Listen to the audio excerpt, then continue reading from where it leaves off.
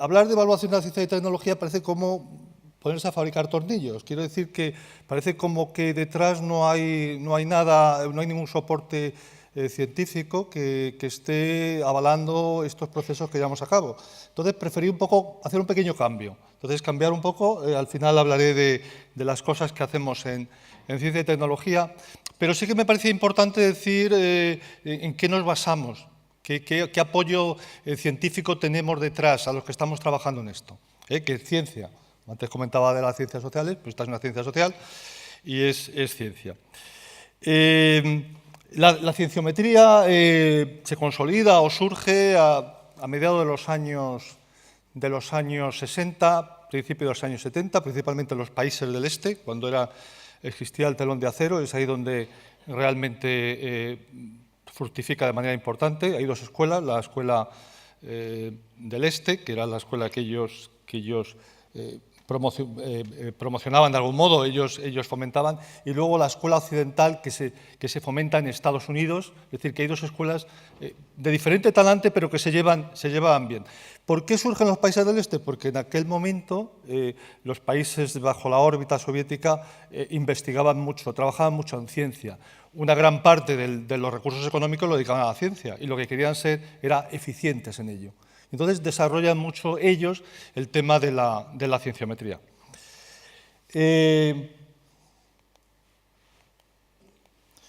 Esto tiene truco, ¿eh?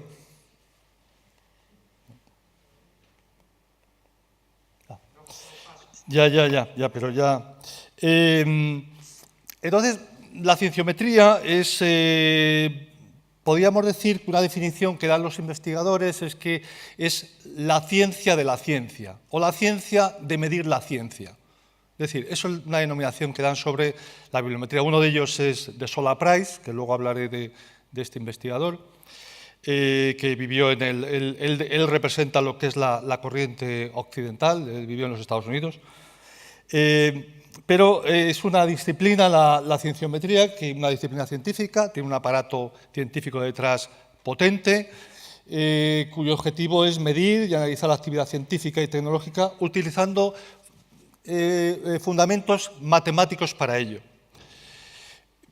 La cienciometría surge de otras especialidades o disciplinas métricas, es decir, que se deriva de otras disciplinas métricas, estudios métricos de la información, lo denominamos nosotros, que es, aquí lo ven en el gráfico, que es, por ejemplo, la informetría, que es una de las más modernas, es más genérica y que lo que hace es que trata de analizar la estructura de la información para establecer leyes y servir de soporte a las decisiones. Eso es la informetría, fue definida por Dacke, que era un ingeniero alemán, que él fue un converso para la informetría y fue a través de una conferencia que dio John Bernal. Él asistió a esa conferencia y a partir de eso surge lo que es su interés por la informetría. Otra disciplina importante que yo creo que todos ustedes es la que quizás sea más conocida, es la bibliometría. Y la bibliometría fundamentalmente lo que hace es que trabaja con toda la producción científica. Es decir, la producción científica, en principio, por supuesto, surge a partir del libro, es decir, los principales avances se producen a principios del siglo XX y, evidentemente, pues, gran parte es el libro, como se trabaja con libros. Pero luego el tema es la revista científica, es decir, cómo utilizan la revista científica. Hoy en día, antes me ha gustado mucho una de las presentaciones que ha habido de José María Cela sobre el tema de los análisis textuales, pero hoy en día la bibliometría realmente utiliza cualquier tipo de soporte. Cualquier tipo de soporte y utiliza también cualquier tipo de producción. No tiene por qué ser científica. Lo que se exige es que mantenga unas regularidades. Eso es muy importante, es decir, que hay unas regularidades en la información. en la información. Por eso la revista científica o el libro es interesante, porque mantiene unas regularidades. Hay autores, hay títulos de documentos, hay idioma, hay fuente de publicación, etc. Mantiene regularidades. Luego hay otras disciplinas, por ejemplo, que es la webmetría. Esta surge es relativamente moderna. Y la webmetría, pues lo que persigue es analizar la web.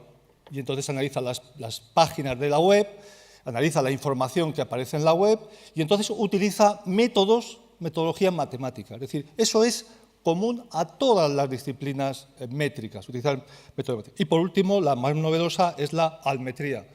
¿La almetría qué es lo que persigue? Pues persigue trabajar con las redes sociales.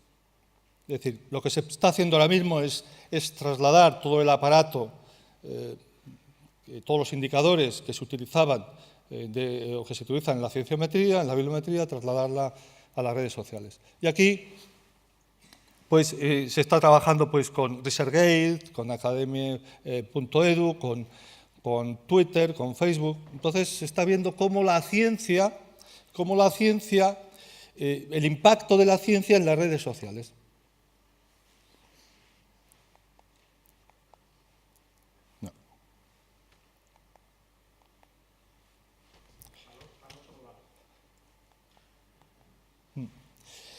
¿Qué pioneros ha habido aquí? ¿Qué científicos han sido realmente interesantes en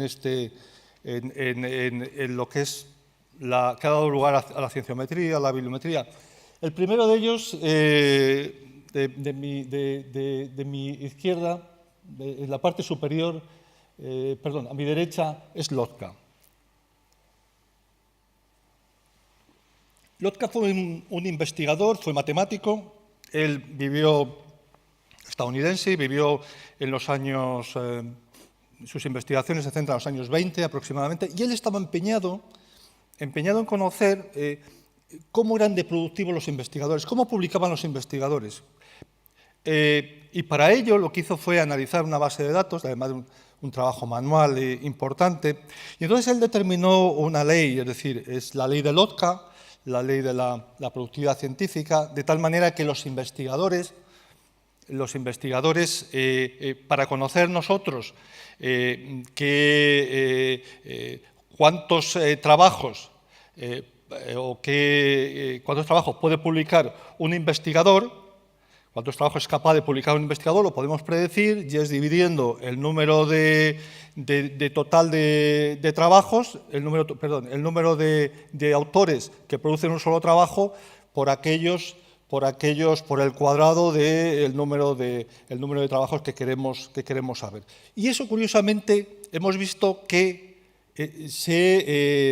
es robusto en el tiempo. En todas las investigaciones que hemos estado haciendo, efectivamente se produce. De tal manera que lo que vemos con esa ley de Lotka es que hay muy pocos autores que son productivos.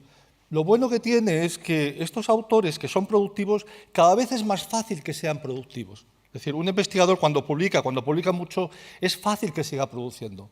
Cuando publica poco, no publica, lo que llamamos los investigadores que publican solo trabajos, los investigadores transeúntes, estos investigadores realmente lo tienen muy difícil publicar.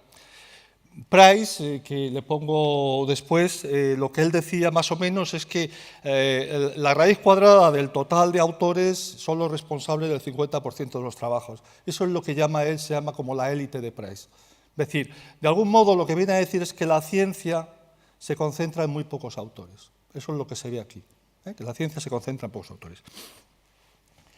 El otro autor es Bradford. Bradford, un químico inglés. Él lo que quiso era ver lo mismo que hizo Lotka con los autores. Bradford lo que quiere ver son las publicaciones científicas. Dice, él lo que quiere observar si hay determinadas publicaciones científicas que son las que recopilan el mayor número de trabajos.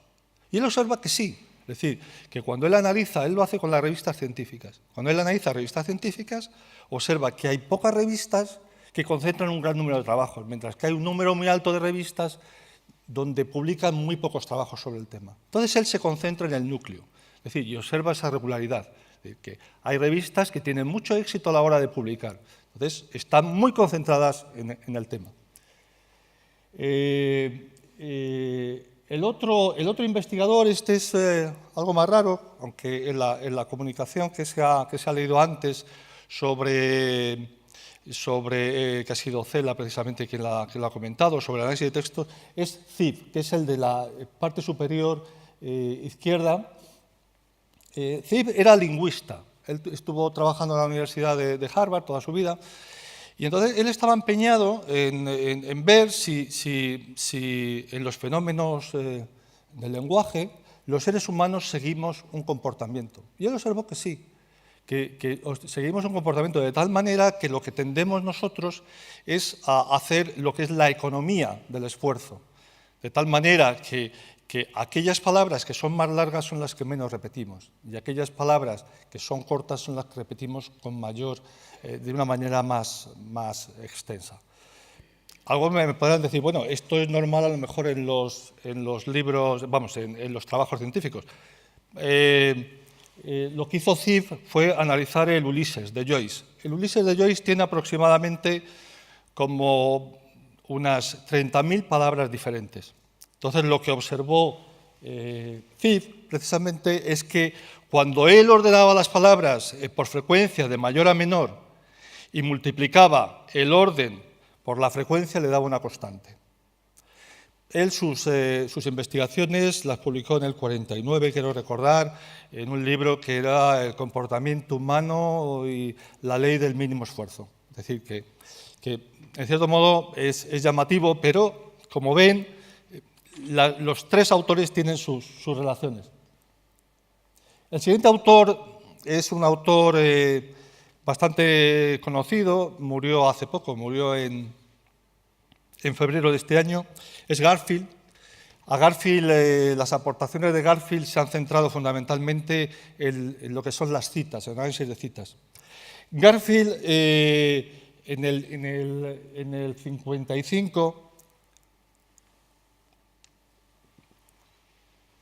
crea el Institute for Scientific Information, el ISI, y lo que hace Garfield es que lo que crea es el índice de citas, el famoso la Web of Science.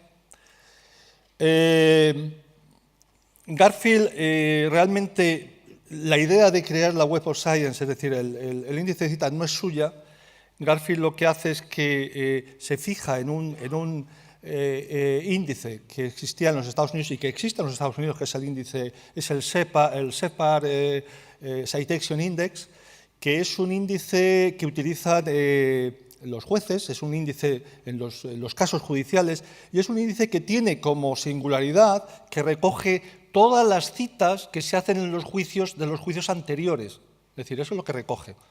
De tal manera que es muy importante para el sistema judicial saber a casos similares qué otros casos anteriores se han producido y qué resultados ha tenido. Esos son los juicios. Entonces, lo que hace Garfield es que utiliza esto mismo, pero para los investigadores. Y dice, lo que hace es que de los artículos científicos toma las referencias bibliográficas, además, por supuesto, de la parte de la fuente, las referencias bibliográficas, y lo que hace es que asocia los autores con sus referencias, y lo que hacen es que eso permite a otros saber quiénes les están citando. Y esa es la aportación singular de Garfield. Claro, Garfield con esto, que él no lo hizo evidentemente para el tema de la bibliometría, sino porque él quería trabajar con el mundo de las bibliotecas, él estaba interesado por el tema de la recuperación bibliográfica, lo que consigue Garfield es cambiar enormemente la bibliometría. ¿Por qué? Porque introduce todo lo que son los estudios sociométricos, quiénes citan a quién, quiénes están trabajando en qué, etc. Y eso es lo que hoy en día ha generado todo este bueno, no sé, negocio de todo el índice, de todas las citaciones. Garfield, además, a partir de esto, crea lo que es el factor de impacto. Ya sabéis, las revistas todas tienen un factor de impacto y las revistas, ese factor de impacto es enormemente importante para lo que es la promoción de los investigadores. Todo eso sale de lo mismo. ¿Me estás mirando con mala cara o...? Sí, creo que sí. Lo que hace Garfield, entonces, perdón, disculpadme, pero es que necesito... Price, no se puede olvidar a Price la aportación que hace fundamentalmente, porque lo que Price es consciente de lo que es el crecimiento de la ciencia. Price es el primero que se da cuenta de que la ciencia crece de forma exponencial y ve que la ciencia crece de forma exponencial a partir del siglo XVII. Él observa que desde el siglo XVII hasta aproximadamente algo más de la mitad del siglo XX, la ciencia crece de manera exponencial. Eso es importante, es una de las leyes importantes de Price.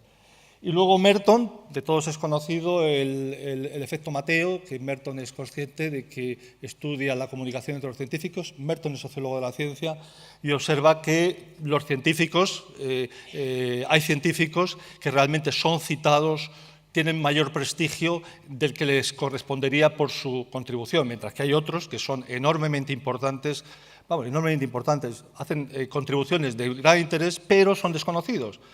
Entonces, es la parábola de los talentos: al que más tiene se le dará más de lo que tiene y al que no tiene se le quitará lo poco que tiene. Esto es lo que hace Merton en un trabajo importante con Harry Zuckerman, que se fue después su mujer. Esto es como se ve hoy en día. Curiosamente, estos son los trabajos de Garfield. Hoy en día, ¿cómo se ven? Fijaos, es importante la gran interconexión que hay entre las ramas científicas. Todas estas ramas son las que citan los trabajos de Merton en aquel tiempo. Garfield pertenece a Information Science, Library Science, es su campo de acción, pero fijaos todas las disciplinas que citan estos trabajos de Garfield. Es de algún modo, la cienciometría, la bibliometría, son disciplinas muy interdisciplinares, muy transversales. De una manera rápida, es lo que decía yo en un principio, ¿en qué trabajamos nosotros ahora? ¿Qué hacemos nosotros ahora? Nosotros hacemos ahora la evaluación de la actividad científica, tecnológica, etc. Este es un ejemplo que es para lo que sirve la cienciometría, que por eso quería que vierais que detrás hay un apoyo, hay un soporte científico. Esto es, por ejemplo, España. Aquí podemos evaluar los países, las instituciones, las áreas científicas, los investigadores. Por ejemplo, este es un ejemplo que hemos traído sobre España. España, cómo ha evolucionado en los 30 años del 1980 hasta el 2010. Pues ahí vemos cómo España ha aumentado considerablemente lo que es su presencia científica en base de datos de prestigio. Pasa de un 0,53 en el 1980 a un 3,32 en el 2010 de las publicaciones mundiales. Ahí podíamos hacer otra cosa aún, y de hecho eso lo hacemos. Es decir, bueno, vamos a ver cuánto sube España en toda la investigación que genera y a ver cuánto sube España en la investigación de excelencia. Veríamos cómo en investigación de excelencia también hemos visto que sería el 1% de los documentos más citados. Ahí veríamos cómo España también ha subido en esa investigación de excelencia. Otro tema que podríamos ver es, por ejemplo, la red de colaboración entre los países. Aquí, por ejemplo, pues podemos ver esto en un estudio que estamos publicando sobre la Antártida, y donde vemos cómo los países colaboran entre sí. Antes han puesto un ejemplo en otro contexto, pero incluyendo esto, aquí se ven, por ejemplo, lo que son las burbujas. Las burbujas representarían los países, el tamaño de la burbuja representa las publicaciones de los países, y luego el grosor de la unión lo que representa son las colaboraciones. Aquí vemos cómo, por ejemplo, Estados Unidos se sitúa en primera posición con el Reino Unido en la Antártida. Nosotros tenemos una posición más discreta. Estamos en... Sí, abajo a la derecha. No. Ahí estamos. Una posición más discreta, y como hay países que están en la periferia, pero como hay países que son relativamente robustos y potentes. Otro tema que podemos ver, que es un tema muy interesante, es cómo surgen los frentes de investigación. Un país como el nuestro, que no es un país potente económicamente, lo que es importante es que apueste por algo que pueda tener éxito en su investigación. Aquí podemos detectar estos grupos Es decir, estos temas, cómo van surgiendo los temas. Este es sobre eficiencia energética, un estudio que hemos hecho, y aquí vemos cómo, por ejemplo, empiezan en la parte superior derecha, cómo están empezando en el 2000, cómo empiezan unas temáticas concretas y luego al final cómo van surgiendo otras temáticas. Ahí aparece grafeno, aparece batería de litio, aparecen una serie de temáticas de gran interés. Insistiendo en este tema, porque a mí me parece que puede ser interesante, nosotros hicimos un trabajo que a mí es un trabajo que no es, este es más antiguo, pero a mí me gustó mucho, porque lo hicimos con unos investigadores del Instituto de Salud Carlos III y es sobre las vacas locas. Es decir, hicimos un trabajo sobre la enfermedad de Creutzfeldt-Jakob y quisimos ver en 30 años cómo había evolucionado esta investigación. Lo que hemos comparado, este es un análisis de correspondencia, este es un mapa, y lo que hemos hecho es ver los grupos de investigación en qué temas están trabajando. Si os fijáis, se ven los grupos de investigación, el C6, el C3, el C2, el C4, el C1. Los círculos son aquellos grupos, el tamaño de los círculos que son más potentes. Entonces, si se sitúan en el centro son aquellas áreas, aquellos grupos que están trabajando más en todos los temas, que tienen una mayor, ¿cómo diríamos?, una mayor tradición. En las zonas periféricas se sitúan aquello que va emergiendo. Fíjense cómo 10 años después cómo cambia. Aquí ya ven que empiezan a aparecer patología de priones, crecimiento de priones, fisiología de priones, genética de priones, y antes no aparecían muy pocos temas relacionados con priones, es decir, 10 años antes aparecen muy pocos relacionados con priones. Pero fíjense 10 años después. 10 años después se unen casi todos los grupos en la zona central, emigran casi todos los grupos a la zona central y casi todos están trabajando en priones y casi todos están relacionados. Es decir, esto es importante porque si en un principio se llega a saber que, es decir, se hace este tipo de mapas, se puede observar que están saliendo los priones en la investigación. Bueno, y esta es la última. España, ¿qué papel juega en la cienciometría? España tiene muy buenos grupos de investigación en cienciometría. Es decir, hoy en día son grupos, es una investigación que está siendo muy solicitada o sirve de un apoyo importante para la toma de decisiones y, sobre todo, como base de información, que da una información de gran relevancia, pero para que puedan ser discutidas por expertos. Hoy en día uno de los países más potentes en esto es China. China tiene una gran investigación en todo el tema de cienciometría, bibliometría. Una de las razones, y vuelvo al principio, es que China es uno de los países que más gasta en investigación y desarrollo. Entonces, ellos están muy interesados en conocer todo este tipo de técnicas que dan una gran información a sus responsables de política científica.